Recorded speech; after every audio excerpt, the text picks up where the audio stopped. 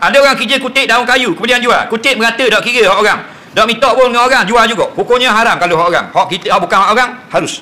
Dia pergi di parit-parit, ada kakung-kakung, dia kait kutip kakung, jual pasar. Halal. Dia masuklah pagar orang, kait kau. Faham lagi. Kita ambil Bible, kita pergi laut. Bang, kita ngai ikan khisi, kita ngai ikan merah. Halal ke haram? Tapi kalau kita cakap bubur orang, selalu ambil bahan mereka, halal ke haram? Itu jelas. Bila ambil hak haram, semayang tak terima. La yaqbalullahu salat hadikum fi jawfi haram. Allah tak akan terima satu pun semayang kamu kalau ada harta haram dalam perut dia.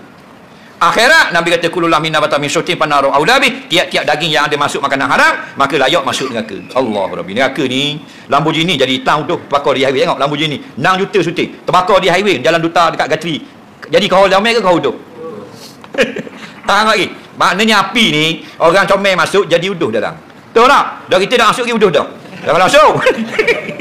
Soalan seterusnya.